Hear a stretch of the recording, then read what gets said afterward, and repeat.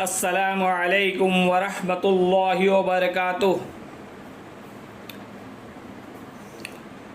سورہ بقرہ حصہ نمبر 45، سورہ بقرہ حصہ نمبر 45 آیت نمبر 23 اور 24، آیت نمبر 23 اور 24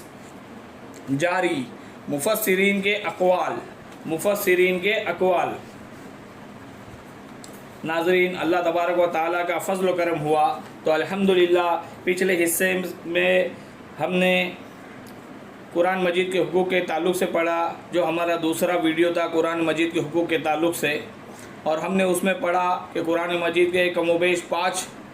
حقوق ہے جو ہم پر عائد ہوتے ہیں حسب صلاحیت استعداد کے۔ اللہ تعالیٰ نے ہمیں جتنا دماغ دیا ہے، جتنا شعور دیا ہے، جتنی صلاحیت دی ہے، اس کے حساب سے 5 حقوق ہم پر عائد ہوتے ہیں، جس میں پہلا حقوق تھا ایمان و تعظیم۔ اور ایمان و تعظیم میں کل ہم نے بہت ہی تفصیل سے پڑھا اور آگے بھی اس کے تعلق سے پڑھنا ہے۔ آج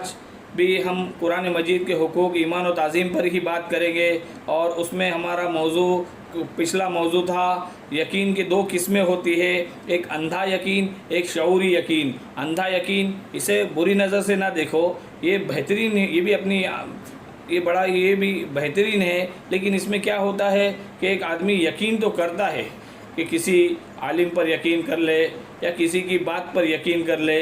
کسی پر بھی یقین کر لے، لیکن اندھا یقین ہوتا ہے، اس میں دانش مندی نہیں ہوتی، عقل مندی نہیں ہوتی، ذہانت نہیں ہوتی کہ میں جو حکم سن رہا ہوں یا میں جو بات سن رہا ہوں میں اس کو قبول کروں یا نہ کروں۔ اگر میں اس کو قبول کرتا ہوں تو کیوں قبول کروں، اس میں کیا خاص بات ہے، اگر میں اس کو رد کرتا ہوں، اس کو ریجیکٹ کرتا ہوں تو کیوں ریجیکٹ کروں۔ تو کسی بات کو ایکسیپٹ کرنا، کسی بات کو ریجیکٹ کرنا،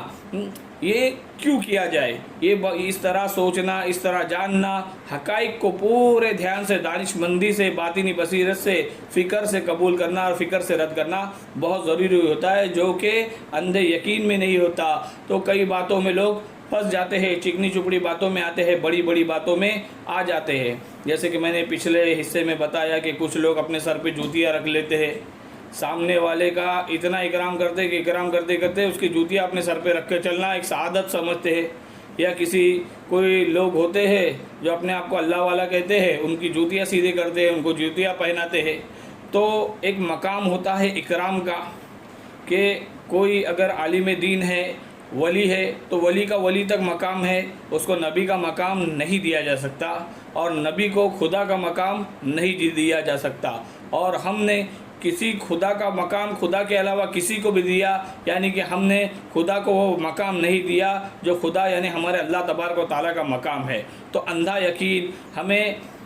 یقین تو مل جاتا ہے کہ اس میں یہ بات تو ہوتا ہے کہ مر جائے گا، کٹ جائے گا، اپنی چیزیں قربان کر دے گا، اپنی زندگی قربان کر دے گا، یقین بھی کرے گا کہ اللہ ہے، جنت ہے، جہنم ہے، مرنے کے بعد جی اٹھنا ہے، قیامت کا ایک دن آنا ہے، روز آخرت پر ایمان ہے، جزا و سزا کا معاملہ ہوگا، ہر چیز پر ایمان ہے۔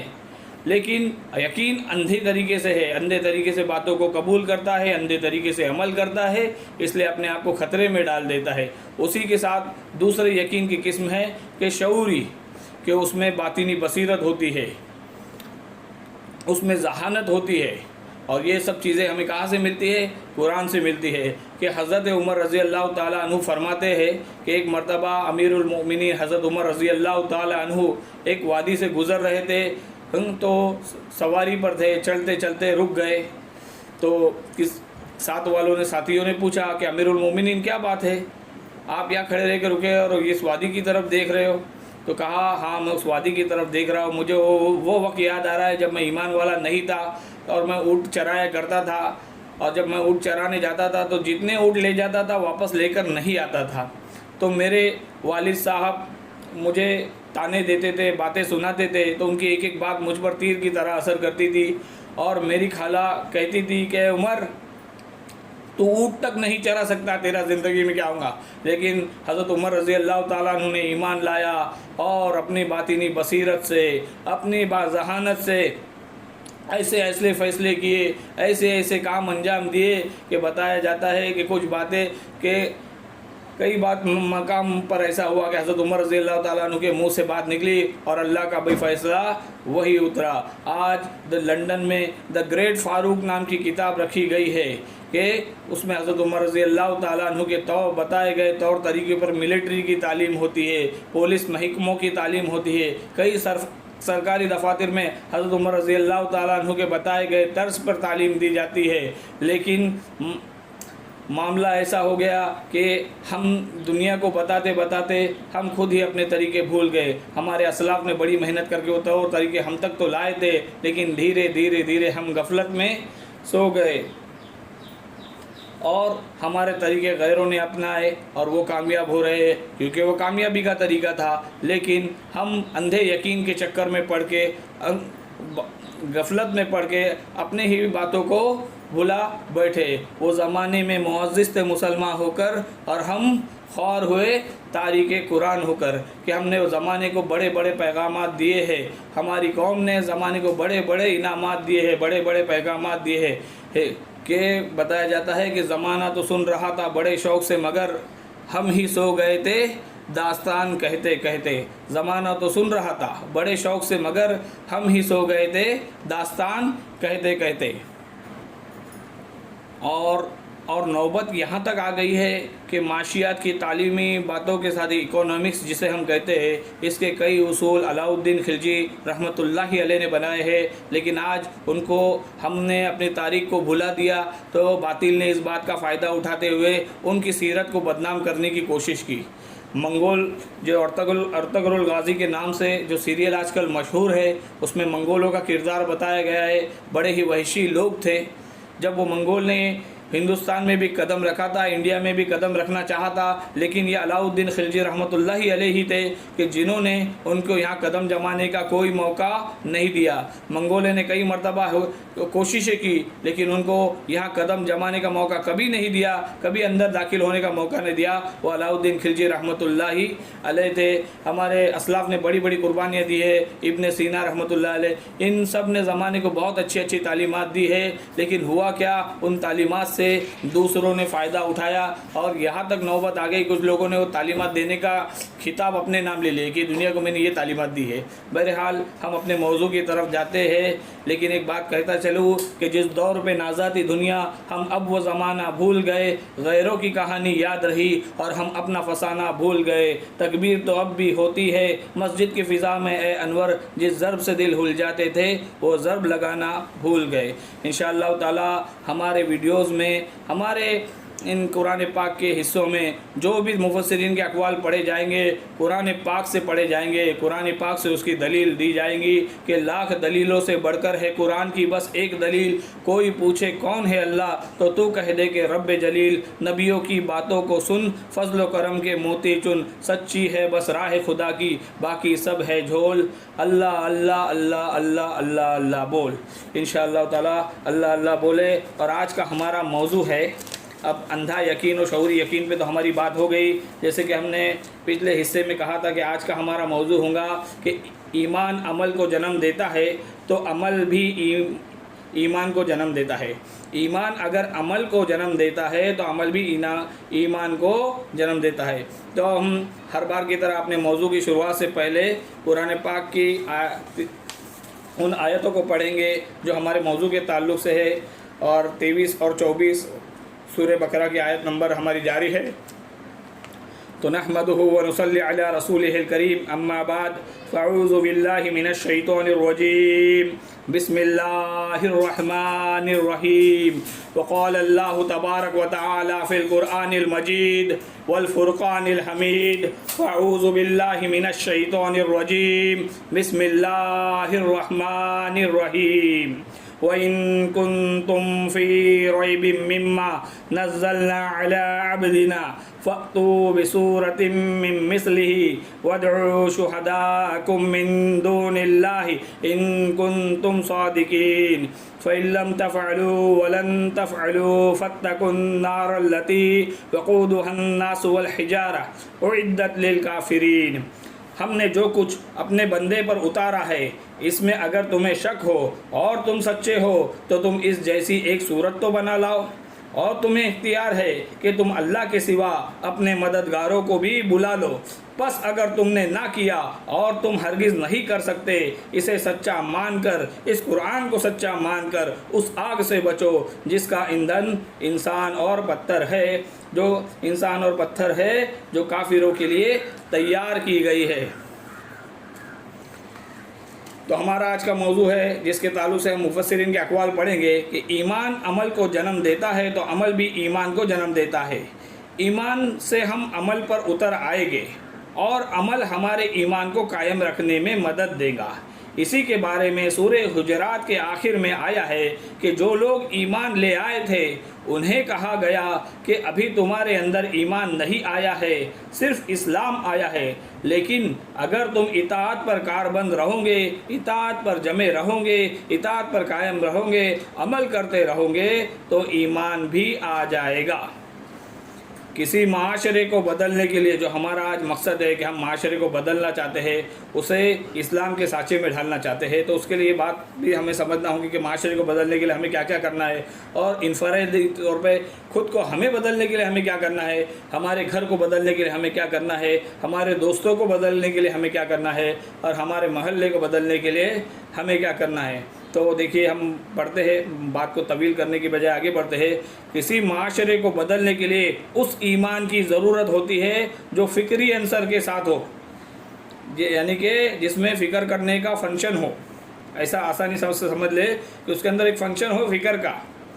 یعنی کہ ہم کسی بھی معاشرے کو ہرگز بدل نہیں سکتے جب تک کہ ہم اس معاشرے کی ذہنیت کو نہیں بدل دیتے، یعنی کہ اس کا ذہنی یقین بدل نہیں دیتے۔ یہاں بھی وہ یقین کی بات آ رہی ہے کہ کسی معاشرے کو بدلنے کے لیے اس ایمان کی ضرورت ہوتی ہے جو فکری عنصر کے ساتھ ہو، یعنی کہ ہم کسی بھی معاشرے کو ہرگز نہیں بدل سکتے جب تک کہ ہم اس معاشرے کی ذہنیت کو نہیں بدل دیتے، یعنی کہ اس کا ذہنی یقین بدل نہیں دیتے۔ مثال کے طور پر انسان کا جسم کتنا بڑا اور کتنا بھاری ہوتا ہے، قریب 6 فٹ کا انسان اور اس کا وزن 70 کلو سے بھی زیادہ ہے۔ بہت ہی بہترین مثال ہے دوستو،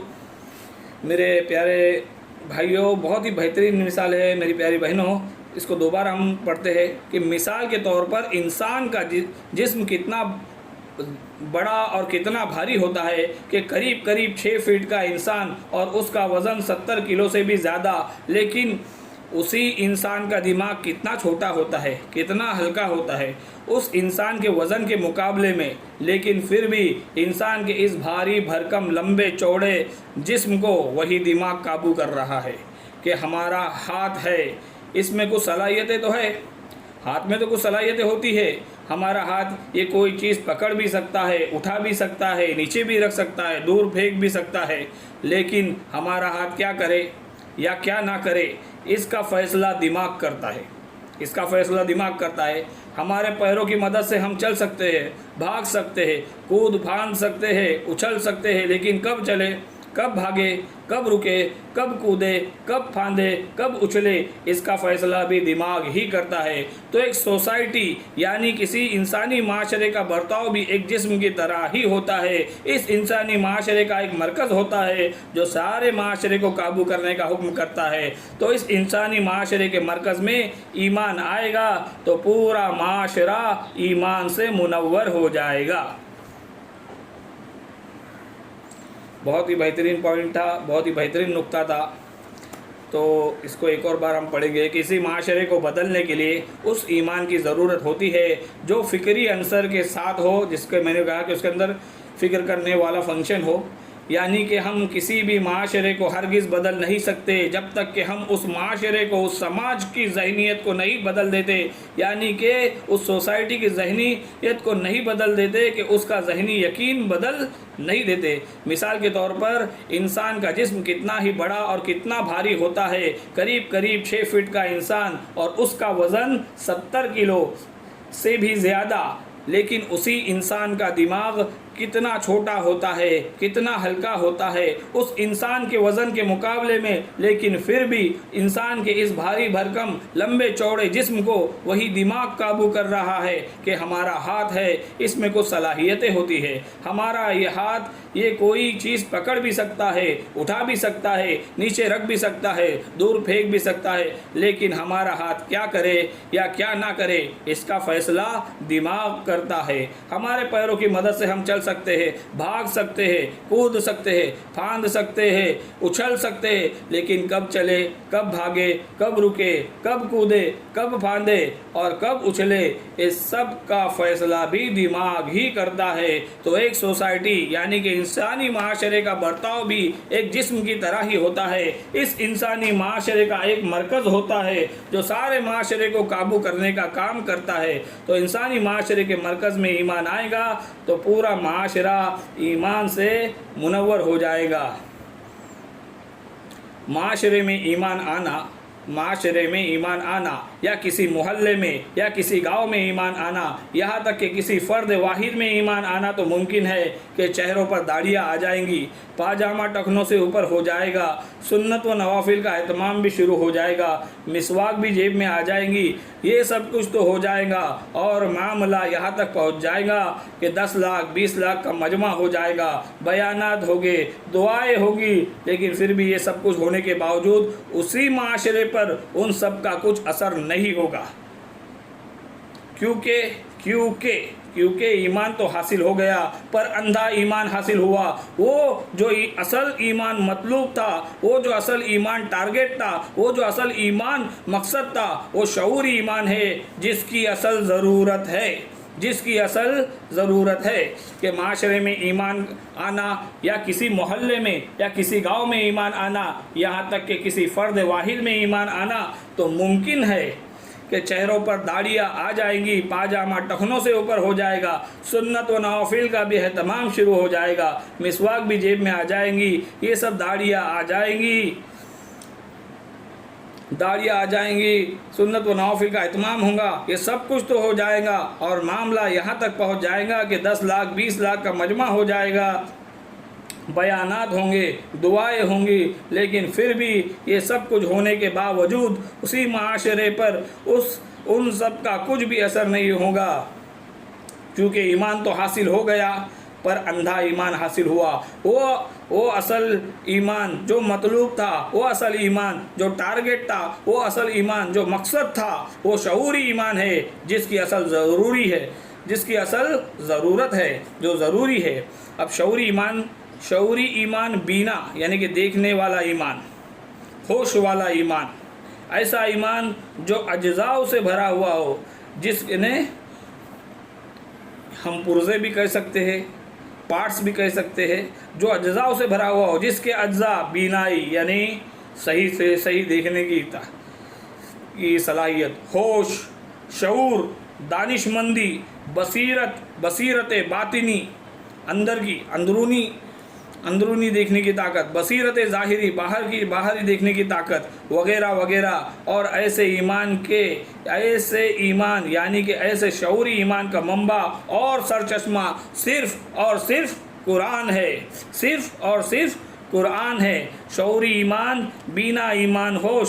یعنی کہ واپس سے پڑھتے ہیں، شعوری ایمان یعنی کہ بینا ایمان، دیکھنے والا ایمان، ہوش والا ایمان، ایسا ایمان جو اجزاء سے بھرا ہو، اس کے اندر کچھ فنکشن ہو، کچھ صلاحیتیں ہو، جس کے اجزاء جیسے کہ بینائی، دیکھنے کی صلاحیت،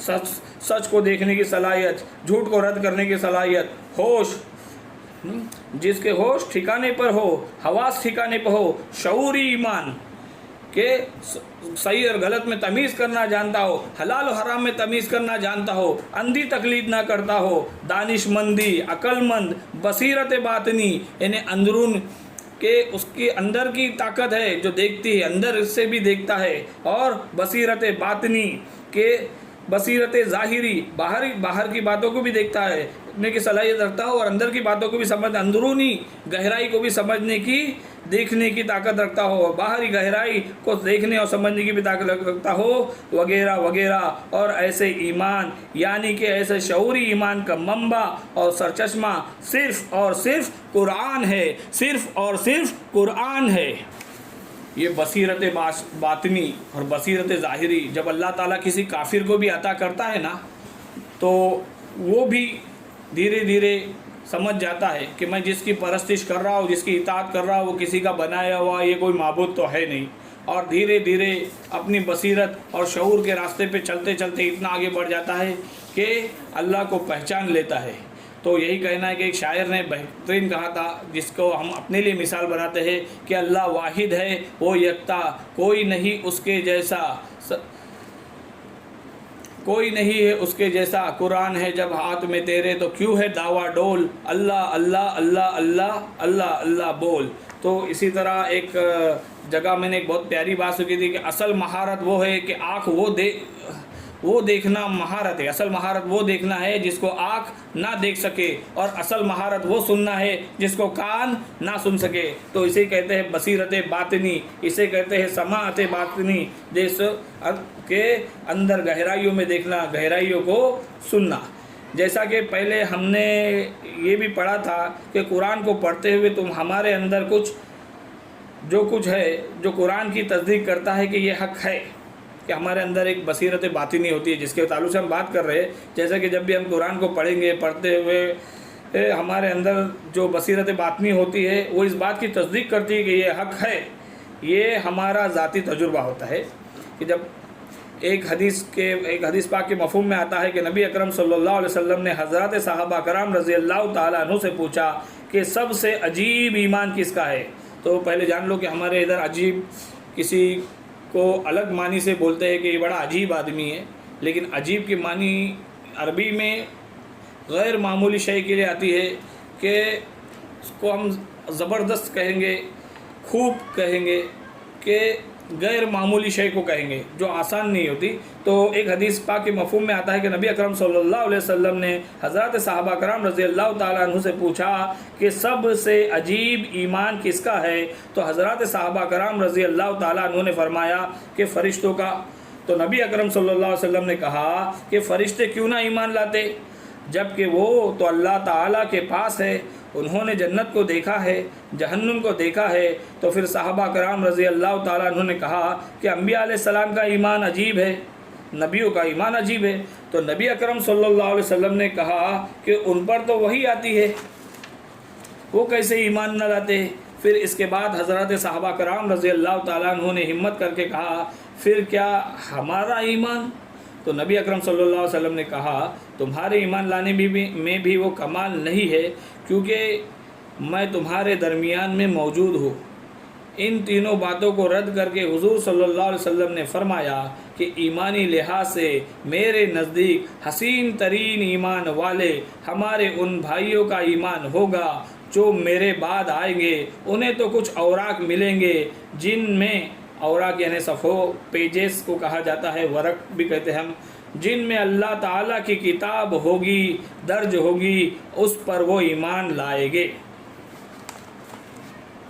اس پر وہ ایمان لائیں گے۔ دیکھو یہ حدیث مبارکہ بہت ہی پیاری ہے، اور اس کی تھوڑی ہم وضاحت بھی کریں گے، اس کی تھوڑی تفصیل بھی پڑھیں گے جو ہمارے مفسرین اکرام نے نقل کی ہے۔ لیکن دوبارہ اس حدیث کو پڑھتے ہیں۔ ایک حدیث پاک کے مفہوم میں آتا ہے کہ نبی اکرم صلی اللہ علیہ وسلم نے فرمایا، حضرات صحابہ کرام رضی اللہ تعالیٰ عنہ سے پوچھا کہ سب سے عجیب ایمان کس کا ہے؟ تو حضرات صحابہ کرام رضی اللہ تعالیٰ عنہ نے فرمایا کہ فرشتوں کا۔ تو نبی اکرم صلی اللہ علیہ وسلم نے کہا کہ فرشتے کیوں نہ ایمان لاتے، جبکہ وہ تو اللہ تعالیٰ کے پاس ہے، انہوں نے جنت کو دیکھا ہے، جہنم کو دیکھا ہے۔ تو پھر صحابہ کرام رضی اللہ تعالیٰ عنہ نے کہا کہ انبیاء علیہ السلام کا، نبیوں کا ایمان عجیب ہے۔ تو اس پر نبی اکرم صلی اللہ علیہ وسلم نے کہا کہ ان پر تو وحی آتی ہے، تو وہ کیسے ایمان نہ لاتے؟ پھر اس کے بعد حضرات صحابہ کرام رضی اللہ تعالیٰ عنہ نے ہمت کر کے پھر کہا کہ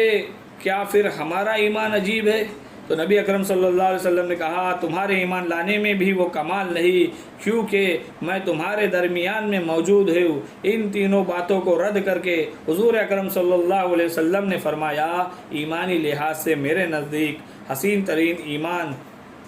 ہمارے ان بھائیوں کا ایمان ہوگا جو میرے بعد آئیں گے۔ انہیں تو کچھ اوراق ملیں گے جن میں اللہ تعالیٰ کی کتاب درج ہوں گی، اس پر وہ ایمان لائیں گے۔ عربی میں عجیب کہتے ہیں نہایت دلربا، دل کو بھانے والی، پسند آنے والی، من کو بھانے والی شے کو۔ عربی میں عجیب کہتے ہیں نہایت دلربا، دل کو بھانے والی، پسند آنے والی، من کو بھانے والی شے کو۔ تو جان لو گویا کہ ایمان عجب کا موقع اللہ تبارک و تعالیٰ کے فضل سے ہم پر کھلا ہوا ہے، الحمدللہ ثم الحمدللہ۔ تو جان لو گویا کہ ایمان عجب کا موقع یعنی کہ حسین دلربا ایمان، دل کو بھانے والا ایمان، پسند آنے والا ایمان، من کو بھانے والا ایمان، ایسے ایمان عجب کا موقع اللہ تبارک و تعالیٰ کے فضل و کرم سے ہم پر کھلا ہوا ہے۔ لیکن یہ بات بھی ذہن نشین کر لے افضل ایمان تو صحابہ کرام رضی اللہ تعالیٰ عنہ کا ہے۔ اس دھوکے میں نہ پڑے کہ عجیب ایمان ہمارا ہے تو ہم صحابہ سے آگے بڑھ کے نعوذ باللہ۔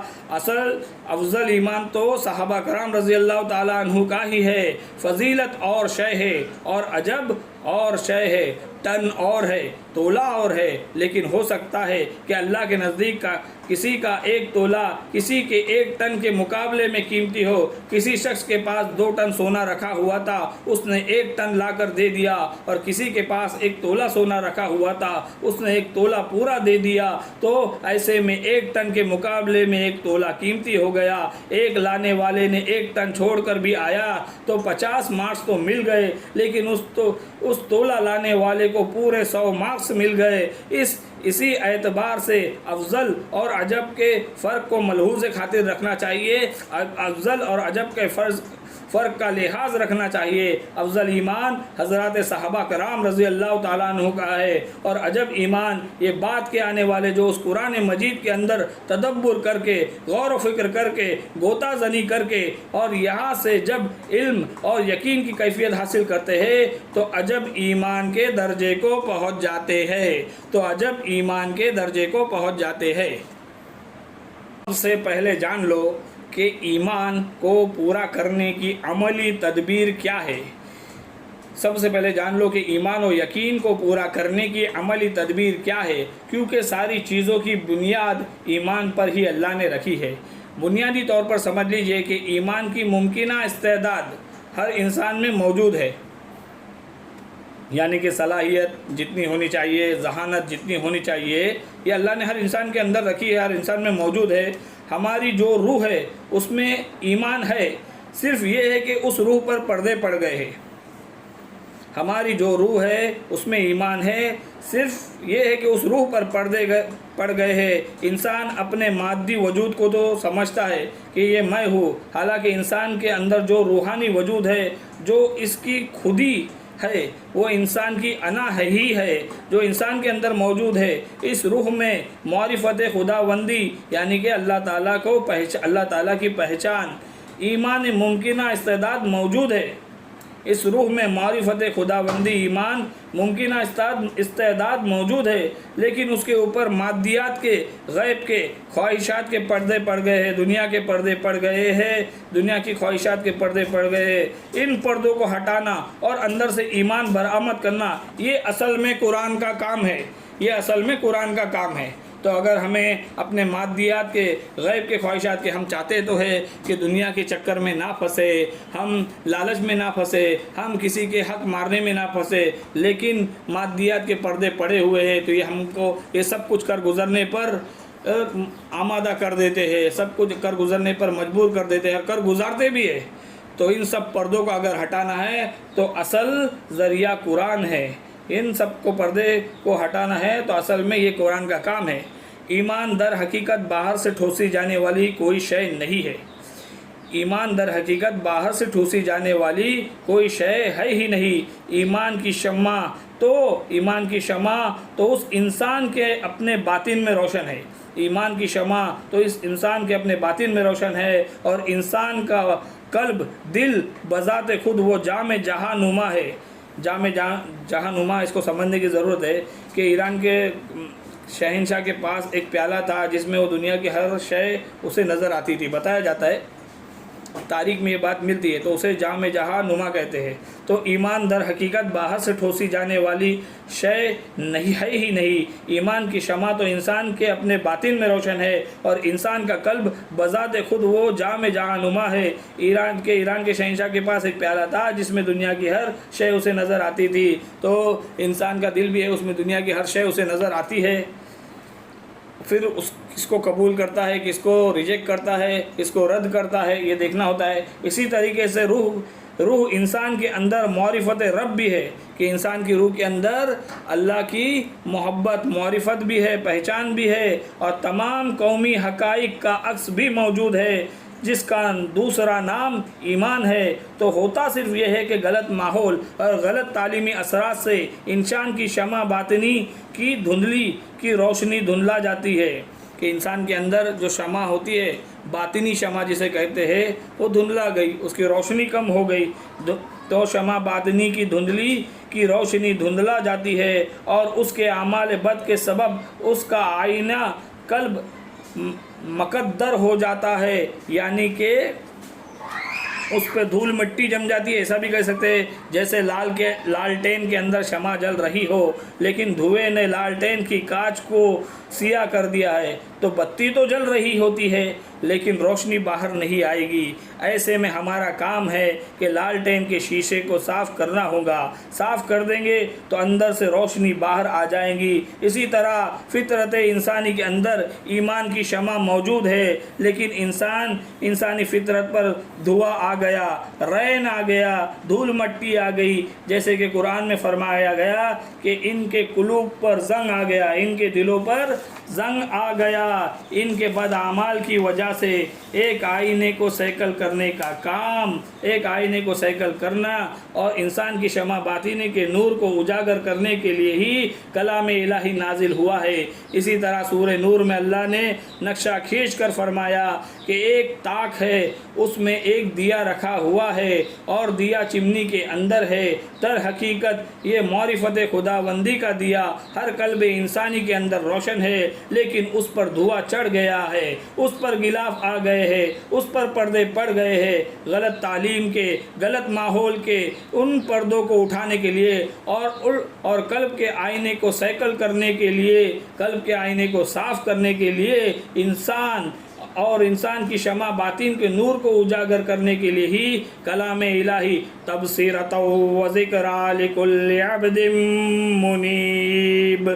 تبصرۃ و ذکریٰ لکل عبد منیب بن کر نازل ہوا ہے. تو اوپر سے سیکل کرنے کے لیے قرآن مجید نازل ہوا اور روح انسانی میں سے ایمان کی روشنی باہر نکلنے لگی. تلاش حق کی نیت سے قرآن پڑھا جائے, اس پر غور و فکر کیا جائے تو سارے حجابات, سارے پردے دور ہوتے چلے جائیں گے اور انسان کا باطن نور ایمان سے جگمگا اٹھتا ہے. دوبارہ پڑھیں گے کہ سورہ نور میں اللہ نے نقشہ کھینچ کر فرمایا کہ ایک طاق ہے, اس میں ایک دیا رکھا ہوا ہے اور یہ دیا چمنی کے اندر ہے. در حقیقت یہ معرفت خداوندی کا دیا ہر انسانی دل, انسانی قلب کے اندر روشن ہے لیکن اس پر دھواں چڑھ گیا ہے. اب اس پر غلاف آ گئے ہیں, پردے آ گئے ہیں, اس پر پردے پڑ گئے ہیں, غلط تعلیم کے پردے پڑ گئے ہیں, غلط ماحول کے پردے پڑ گئے. ان پردوں کو اٹھانے کے لیے اور قلب کے آئینے کو صاف و شفاف کرنے کے لیے اور انسان کی شمع باطن کو کے نور کو اجاگر کرنے کے لیے ہی تو کلام الہی ہے. کلام الہی تبصرۃ و ذکریٰ لکل عبد منیب بن کر نازل ہوا ہے. تو اوپر سے سیکل کرنے کے لیے قرآن مجید نازل ہوا تو اور روح انسانی میں سے ایمان کی روشنی باہر نکلے گی. سیکل کرنے کے لیے قرآن مجید نازل ہوا تو اور روح انسانی میں سے ایمان کی روشنی باہر نکلے گی. تلاش حق کی نیت سے قرآن کو پڑھا جائے اور اس پر غور کیا جائے تو سارے حجابات دور ہوتے چلے جائیں گے اور انسان کا باطن نور ایمان سے جگمگا اٹھے گا. جو انسان کی خواہشات آرزوئیں ان انسان پر چھا جاتی ہے، ڈیرا ڈالتی ہے، تو اس کے بعد بھی ان کو دھوتے رہنا، صاف کرتے رہنا، پاک کرتے رہنا، ہٹاتے رہنا تاکہ دیے کی روشنی اندر سے نکلتی رہے۔ تو یہ کام ہے جو قرآن مجید کی طرف سے بار بار اور مسلسل ہوتا رہتا ہے۔ جو انسان کی خواہشات آرزوئیں انسان پر چھا جاتی ہے، ڈیرا ڈالتی ہے، تو اس کے بعد بھی ان کو دھوتے رہنا، صاف کرتے رہنا، پاک کرتے رہنا، ہٹاتے رہنا تاکہ دیے کی روشنی اندر سے نکلتی رہے۔ تو یہ کام ہے جو قرآن مجید کی طرف سے بار بار اور مسلسل ہوتا رہتا ہے۔ کہ کیا ہوتا ہے کہ ہم قرآن مجید پڑھنے والے پڑھتے بھی ہیں، ہم لوگ پڑھتے ہیں اور پھر الحمدللہ اس کے اثرات ہم پر آتے ہیں، تو ہم برائی سے دور ہوتے ہیں، بھلائی کے قریب ہوتے ہیں۔ لیکن پھر دنیا کی مشغولیت کھینچ لیتی ہے، پھر قرآن سے دور ہوتے ہیں، پھر برائی سے قریب ہوتے ہیں اور بھلائی سے دور ہوتے ہیں۔ تو اس میں ایمان کی لگاتار محنت کرنی ہوتی ہے کہ اللہ کے نبی صلی اللہ علیہ وسلم نے فرمایا کہ حدیث پاک کے مفہوم میں آتا ہے، جس طرح لوہے کو زنگ لگ جاتا ہے اس طرح ایمان بھی کمزور ہو جاتا ہے، زنگ آلود ہو جاتا ہے۔ جس طرح کپڑے پرانے ہو جاتے ہیں اس طرح ایمان بھی پرانا ہو جاتا ہے، اسے تازہ کرنے کی ضرورت ہے۔ اس کی جلا کیا ہے؟ جیسے تیزاب سے لوہے کو اس کو پالش کیا جاتا ہے، چمکایا جاتا ہے، اسی طرح ان ہمارے ایمان کے زنگ کو ہٹانے کے لیے قرآن مجید ہے۔ تو اس کی بار بار اس کو ہمیشہ پڑھے، اپنی زندگی کا معمول بنا لے یہاں، اور اتنا ہی نہیں، نصب العین بنا لے۔ ہمارے گھر میں قرآن کے حکم قائم ہوں گے تو اللہ کی حکومت بھی قائم ہوں گی۔ بے شک آج ہم اتنے مجبور ہیں کہ اپنے محلے میں بھی ہم ایمان نہیں، اللہ کی حکومت نہیں لا سکتے، تو اپنے گھر میں لے آئے، انشاءاللہ اس کی برکت سے اللہ محلے میں لے آئیں گے، اڑوس پڑوس میں لے آئیں گے، اس کی برکت سے سارے جہان میں لے آئیں گے۔ دیے سے دیے جلتے ہیں۔ اب آگے بڑھتے ہیں کہ جو انسان کی خواہشات آرزو ہے انسان پر چھا جاتی ہے، ڈیرا ڈالتی ہے، تو اس کے بعد بھی ان کو دھوتے رہنا، صاف کرتے رہنا، پاک کرتے رہنا، ہٹاتے رہنا تاکہ دیے کی روشنی اندر سے نکلتی رہے۔ تو یہ کام ہے جو قرآن مجید کی طرف سے بار بار اور مسلسل ہوتا رہتا ہے۔ جب کبھی غفلت اور غلبہ بہیمیت یعنی کہ حیوانیت کی وجہ سے آئین قلب غبار آلود ہو جائے تو اس قلب کی جلا اور سیکل کا مؤثر ترین ذریعہ قرآن مجید ہی ہے، جیسا کہ حضرت عبداللہ بن عمر رضی اللہ تعالیٰ عنہ کی روایت کے مطابق نبی اکرم صلی اللہ علیہ وسلم نے فرمایا کہ ان کے دلوں کے اوپر زنگ آ جایا کرتا ہے جیسا کہ لوہے پر زنگ آ جاتا ہے۔ تو صحابہ کرام رضی اللہ تعالیٰ عنہ نے پوچھا کہ یا رسول اللہ صلی اللہ علیہ وسلم اس کی جلا کیا ہے؟ تو نبی اکرم صلی اللہ علیہ وسلم نے فرمایا کہ کثرت سے موت کو یاد کرنا اور قرآن پاک کی تلاوت کرنا، قرآن پاک کی تلاوت کرنا۔ لیکن قرآن پاک کی تلاوت کرنا تو کیسے کرنا، یہ ہمارا اگلا موضوع ہے جو قرآن پاک کا دوسرا حق ہے، اس کو ہم آگے پڑھیں گے انشاءاللہ۔ فی الحال اتنا ہی سمجھ لیجئے کہ ہمارے دلوں پہ جب زنگ آ جاتا ہے تو صحابہ کرام رضی اللہ تعالیٰ عنہ نے پوچھا کہ یا رسول اللہ صلی اللہ علیہ وسلم اس کی جلا کیا ہے؟ تو نبی اکرم صلی اللہ علیہ وسلم نے فرمایا کہ کثرت سے موت کو یاد کرنا اور قرآن پاک کی تلاوت کرنا۔ خلاصہ کلام یہ ہے کہ قرآن مجید کو ایک آسمانی کتاب ماننے سے ہماری موجودہ صورتحال میں کوئی تبدیلی پیدا نہیں ہو سکتی، اور قرآن مجید کے ساتھ عدم التفات یعنی کہ قرآن مجید سے دور رہنے کا جو رویہ ہمارا اس وقت ہے وہ بھی نہیں بدل سکتا۔ قرآن مجید کے جو حقوق ہم پر عائد ہوتے ہیں ان کی ادائیگی کی اولین شرط یہ ہے کہ سب سے پہلے ہمارے دلوں میں یقین پیدا ہو کہ یہ قرآن مجید اللہ کا کلام ہے اور ہماری ہدایت کے لیے نازل ہوا ہے۔ اس یقین کے پیدا ہوتے ہی قرآن کے ساتھ ہمارے تعلق میں ایک انقلاب آ جائے گا، یہ احساس کہ جس خالق کا یہ کلام ہے اس کی ذات وراء الورا ثم وراء الورا وراء الورا، دور، بہت دور، پرے سے پرے ہے، جس کا ادنا ترین درجہ بھی تصور میں بھی ہمارے بس کی بات نہیں ہے، اور جس کی ذات کے ادراک یعنی پہچان سے عاجز ہے ہم، اس عجز کا احساس بھی کمال ادراک ہے کہ اللہ کی پہچان کے کمال یہی ہے کہ ہم اس کی پہچان کر ہی نہیں سکتے، ہم عاجز ہیں، یہ ہمارے بس کی بات نہیں، یہ ہماری ذہن کی محدودیتوں کی وجہ سے ہمارے بس کی بات نہیں۔ ہم مانتے ہیں کہ انسانی ذہن نے بہت بڑی ترقی کیا ہے، ٹنوں کے جہاز کو اڑا دیا، دریاؤں میں بڑے بڑے جہازوں کو دریاؤں میں تیرا دیا، یہ انسانی دماغ کا کمال ہے، لیکن انسانی دماغ پھر بھی محدود ہے کہ اللہ کے کو پوری طرح سے پہچان نہیں سکتا، تھوڑا سا انعکاس کر سکتا ہے جو ہمیں کرنا ہے، یہ عجز ہے۔ اور یہ عجز، یہ عاجز آنا جب ہمیں اس کا احساس ہو جائے کہ ہم کتنی بھی ترقی کر لیں لیکن ہمارا دماغ، ہمارا ذہن، ہمارے حد اس عاجز ہے اللہ کے ادراک سے، تو یہی اللہ کا کمال ادراک ہے۔ آگے بڑھتے ہیں۔ ایک حدیث میں آتا ہے کہ ہر بچہ اسلامی فطرت پر پیدا ہوتا ہے، یہ تو اس کے والدین ہے جو اسے یہودی، نصرانی یا مجوسی بنا دیتے ہیں۔ اللہ تعالیٰ کی صفت ہمارے زبان کے اسواد و حروف کی شکل میں ہمارے سامنے آ گئی، یعنی اللہ تعالیٰ کی صفت کلام پاک میں اللہ تعالیٰ نے ہماری زبان یعنی عربی زبان کے بولی حروفوں میں ہمارے کی حروفوں کی شکل میں ہمارے سامنے آ گئی۔ تو اس سے بڑی اور کیا بات ہوگی کہ اللہ کی جو ذات وراء الورا ثم وراء الورا، جس کے بارے میں ہم نے ابھی پڑھا کہ اس کا تصور تک ہم نہیں کر سکتے، اس ذات کی ایک صفت کلام، یعنی کہ صفتوں میں سے ایک صفت کلام کرنا، وہ ہماری زبان، ہماری بولیوں کے حروف کا پیرہن اوڑھ کر ہمارے سامنے موجود ہے، تو سوچ لو کہ یہ عظمت اگر ہوگی تو اس سے محبت کا معاملہ کس درجے شدت کا ہوگا۔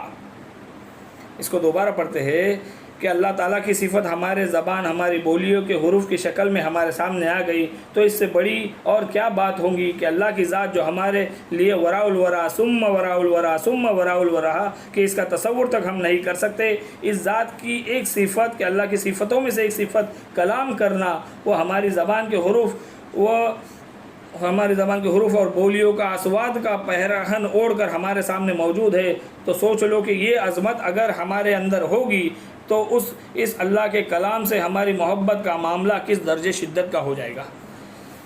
اس طرح سوچیں گے، اس طرح پڑھیں گے، جانیں گے تو محبت کا معاملہ کلام پاک سے ہمارا بڑھ جائے گا۔ سب سے پہلے سورہ علق کی 5 آیات نازل ہوئی، پھر اس کے بعد وحی کا سلسلہ آپ صلی اللہ علیہ وسلم پر بند رہا۔ اسی 3 سال کے زمانے کو فترت وحی کا دور کہا جاتا ہے۔ پھر 3 سال کے بعد جبرائیل علیہ السلام وحی لے کر آئے، آسمان و زمین کے درمیان دکھائی دیے اور سورہ مدثر کی آیات نازل ہوئی۔ تو یہ جو 3 سال تاخیر ہوئی، دیر ہوئی، تو یہ وقفہ نبی اکرم صلی اللہ علیہ وسلم پر اس قدر شاک گزرا کہ حضور صلی اللہ علیہ وسلم فرماتے ہیں کہ شدت غم سے میں سوچتا تھا کہ اپنے آپ کو پہاڑ سے گرا دوں۔ جب سورہ والضحیٰ اور سورہ الانشراح کی تفسیریں پڑھیں گے تو پس منظر میں یہ باتیں ہمیں مل جائیں گی انشاءاللہ تعالی۔ ناظرین، سامعین، انشاءاللہ تعالی ہم ایک بڑے ہی لمبے تعلق کے ساتھ جڑیں گے، آگے بڑھتے رہیں گے۔ اللہ تعالی ہمیں آگے بڑھائے، اللہ تعالی ہمیں جوڑے رکھے، ہم آگے بڑھیں گے اور پورے قرآن کو انشاءاللہ تعالی اس کی تفسیر کریں گے جہاں تک ہمارے لیے ممکن ہے۔ اس زمین سے اوپر اور اس آسمان کے نیچے فرشتے، اس زمین کے اوپر اور اس آسمان کے نیچے قرآن سے بڑی کوئی دولت اور اس سے عظیم تر کوئی نعمت نہیں ہے۔ اس زمین سے اوپر اور اس آسمان کے نیچے قرآن سے بڑی کوئی دولت اور اس سے عظیم تر کوئی نعمت نہیں ہے۔ تمام چیزیں جو تم جمع کرتے ہو اس سے کہیں زیادہ قیمتی شے قرآن ہے۔ قرآن کی تلاوت ہماری روح کی غذا ہے، قرآن کی تلاوت ہماری روح کی غذا ہے، قرآن کی تلاوت ہماری روح کی غذا ہے۔ اور جیسا کہ میں نے ابھی کہا تھوڑی دیر پہلے کہ ہم آگے قرآن کی تلاوت کے تعلق سے پڑھیں گے، جیسے کہ ابھی ہم نے قرآن پر ایمان اور تعظیم کے بارے میں پڑھا تو ہمیں سمجھ میں آیا کہ جس طرح ہم سوچتے ہیں ہمیں اس سے بھی بہتر سوچنا چاہیے۔ پھر آگے بڑھے تو لگا کہ اس سے بھی بہتر ہم سوچ سکتے ہیں، اس سے بھی بہتر سوچ سکتے ہیں، اور ہمارے قرآن کی قدر آئی، قرآن سے محبت ہمارا کیسے کی جائے، ہم اس کی تعظیم کیسے کی جائے، ہمیں سمجھ میں آیا۔ تو تلاوت کے تعلق سے بھی ہم اسی طرح آگے بڑھیں گے۔ ہمارے وجود کے 2 پہلو ہیں، ایک مادی پہلو جیسے کہ ہمارا جسم ہے جو مادوں سے بنا ہے، اور ایک روحانی وجود۔ ایک ہمارا مادی وجود ہے، اسے روٹی چاہیے، پانی چاہیے، پروٹین چاہیے، کیلشیم چاہیے، وٹامن چاہیے۔ جس طرح روحانی وجود کے لیے اس کی غذا، اس کی تقویت کا سامان چاہیے، اسی طرح روحانی وجود کے لیے بھی اس کی غذا اور اس کی تقویت کا سامان چاہیے۔ تو جان لو کہ ہماری روح امر رب ہے اور اس روح کی غذا کلام رب ہے۔ امر رب اللہ کا حکم ہے اور اس روح کی غذا کلام رب ہے۔ قرآن کی تلاوت بھی ہماری روح کی غذا اور قرآن پر غور و فکر بھی ہمارے قلوب و اذہان ہمارے ذہنوں کے لیے روشنی بن جائیں گی، اور یہ کیفیت بن جائیں گی کہ قرآن کی تلاوت سے ہم کبھی سیر نہ ہو سکیں گے، قرآن کی تلاوت سے ہم کبھی سیر نہ ہو سکیں گے، کبھی سیر نہ ہو سکیں گے، اور اپنی بہترین ذہنی اور فطری صلاحیتوں اور اپنی پوری عمر کو اس پر تدبر اور تفکر میں کھپا کر بھی ہم محسوس کریں گے کہ حق تو یہ تھا کہ حق ادا نہ ہوا، حق تو یہ ہے کہ حق ادا نہ ہوا۔ دوبارہ پڑھتے ہیں، بس ہمارا یہ موضوع اب ختم ہونے کو جا رہا ہے کہ ہمارے وجود کے دو پہلو ہیں، ایک مادی اور ایک روحانی وجود۔ ایک ہمارا مادی وجود ہے، اسے روٹی چاہیے، پانی چاہیے، پروٹین چاہیے، کیلشیم چاہیے، وٹامن چاہیے۔ اسی طرح ہمارے روحانی وجود کے لیے اس کی غذا، اس کی تقویت یعنی اس کو طاقت دینے کا سامان چاہیے۔ تو جان لو کہ ہماری روح امر رب ہے، اللہ کا حکم ہے، ہماری روح امر رب ہے، اور اس روح کی غذا کلام رب ہے۔ قرآن کی تلاوت بھی ہمارے روح کی غذا اور قرآن پر غور و فکر ہمارے قلوب و اذہان کے لیے، ہمارے ذہنوں کے لیے، ہمارے دلوں کے لیے روشنی بن جائیں گی، اور یہ کیفیت بن جائیں گی کہ قرآن کی تلاوت سے ہم کبھی سیر نہ ہو سکیں گے، اور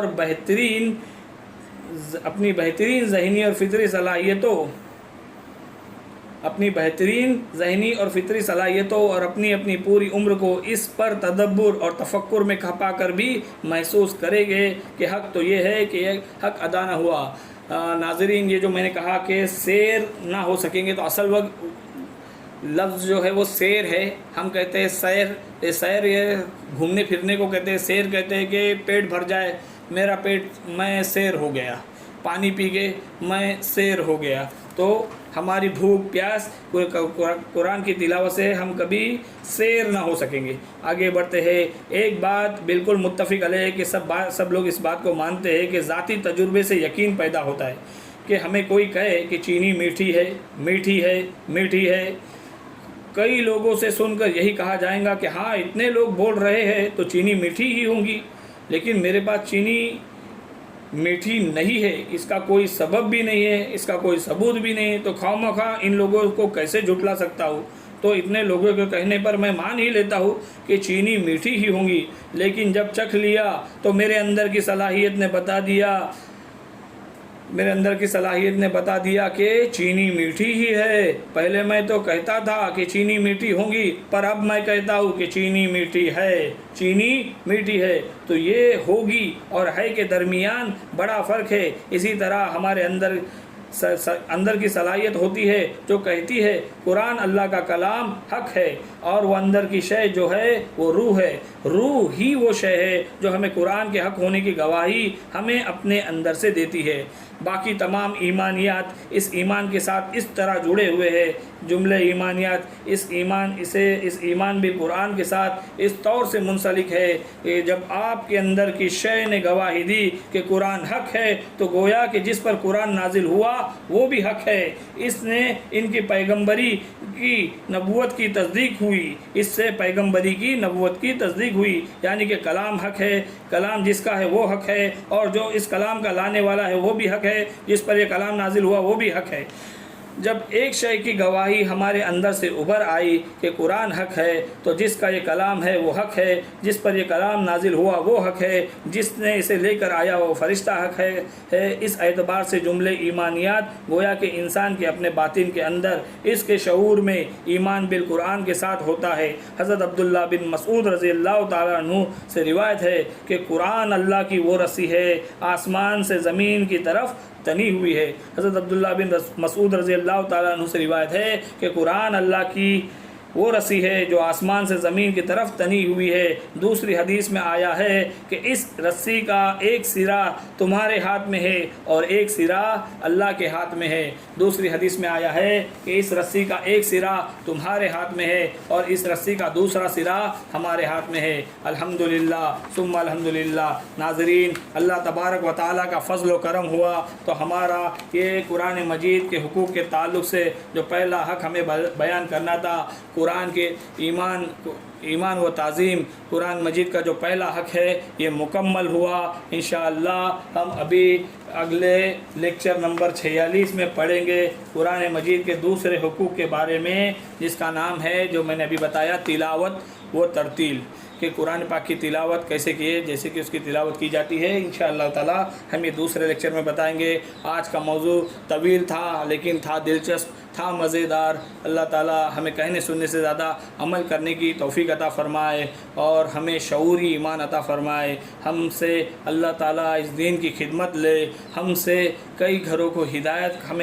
कई लोगों की हिदायत का ज़रिया बनाए और हमें हिदायत पर जमाए रखे, इस सिरात मुस्तकीम पर जमाए रखे और हमसे क़यामत में बग़ैर हिसाब किताब के हमें जन्नत में दाखिल फ़रमाए। क़यामत के खौफनाक दिन को हमारे लिए खूबसूरत दिन बनाए, हमें कामयाब फ़रमाए, हमें कामयाब फ़रमाए, हमें कामयाब फ़रमाए। आमीन। व आखिरु दावाना अनिल हम्दुलिल्लाहि रब्बिल आलमीन। अस्सलामु अलैकुम व रहमतुल्लाहि व बरकातुहू।